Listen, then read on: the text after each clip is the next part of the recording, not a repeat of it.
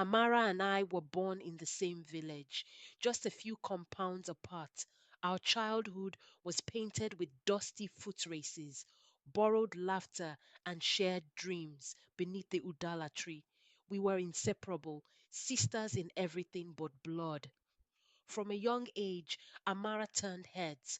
Her beauty was the kind that made the elders murmur and the boys stammer. I, on the other hand, was simple, quiet, modest, and often overshadowed. Still, I never envied her. She was my sister, my best friend. I stood by her side even when villagers whispered behind her back. They say she has something on her waist, Mama once said, half whispering while cooking by the hearth. Beads that make men foolish. I defended Amara then, fiercely. She's just beautiful. People love to talk. But deep down, I wondered.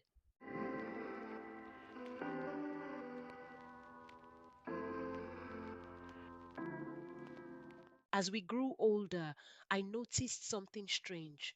The men in our village, wealthy men, respected men, would flock around Amara like flies to honey. She never lacked new wrappers, gold earrings, or coin purses. I asked her once where she got the beautiful beads on her waist, smaller, shinier, and more colorful than the one or two plain lines other girls wore. I met him by accident. It was during a festival, the air alive with drums and laughter. I had wandered behind the palace tents, searching for my cousin, when I bumped into him, the prince. He was dressed in rich red and black, with a lion's head pendant swinging from his neck. Forgive me, I said, quickly bowing. He laughed. No harm done. What's your name? That was the beginning. We kept it quiet as palace matters were delicate. But I told Amara that I had met someone special. She smiled, her eyes flicking over me with something unreadable. You deserve love, my sister, she said. I believed her again. The change was sudden. Amara began asking questions, pressing me about the man I was seeing. I was vague, not out of distrust, but to protect what I was growing with him. Then the rumors began. The prince has been seen with a village girl. People whispered, not Amara, the quiet one. Amara confronted me one evening beneath the mango tree. Is it true? She asked, eyes glinting like river stones. Is it the prince? I was stunned. How did you? Do you think you're the only one deserving of royalty? She said, her voice rising. You've always been in my shadow. Let me have this one thing. My heart cracked. Amara traveled to the edge of the village to see the priestess. I know this because one of the girls told me she saw her sneaking into the forbidden forest before dawn. The beads she wore after that changed. They glowed even without sunlight. She no longer tied just two or three strands. She wore layers upon layers, each one shimmering unnaturally. She danced more, laughed louder, walked with a swing that made men stop and stare. Even the prince noticed her, but he told me there's something off about that one. She reeks of desperation. Still, she tried. That day is burned into my memory. The prince told me he would lure her, pretend to fall for her charm. I agreed reluctantly and hid behind a curtain in his chamber. She came wearing beads that sparkled like stars. She called him my love, touched him, leaned close. Why, Nkechi? She said. She's nothing. I've always been here. I'm the one who deserves to be your queen. I stepped out. My heart thundered. Amara! She froze. The shame in her eyes flickered, only for a moment before defiance took its place. She doesn't deserve you, she said. The prince shook his head. Leave. I confronted her later, alone, just the two of us and the clearing where we used to fetch firewood as children. What did I ever do to you?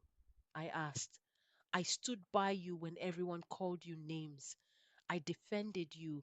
I loved you like a sister. She threw up her hands. So what?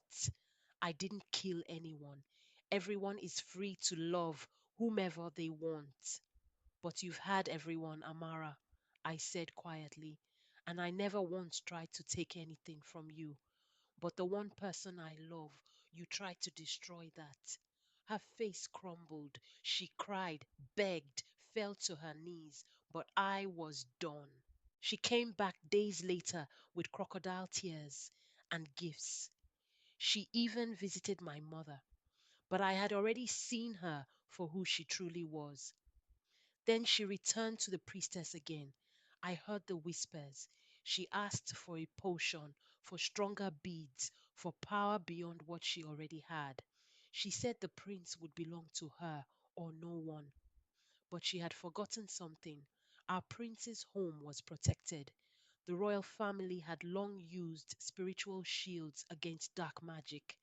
Her beads failed, her spells scattered like ash. She tried again and again at the market, at festivals. She even tried to sneak into the palace at night. Each time she was pushed away. The elders called a meeting. The royal family issued a quiet decree. Amara was to be kept away from the palace. The queen herself said she brought disgrace and foul energy. Then the thunder came.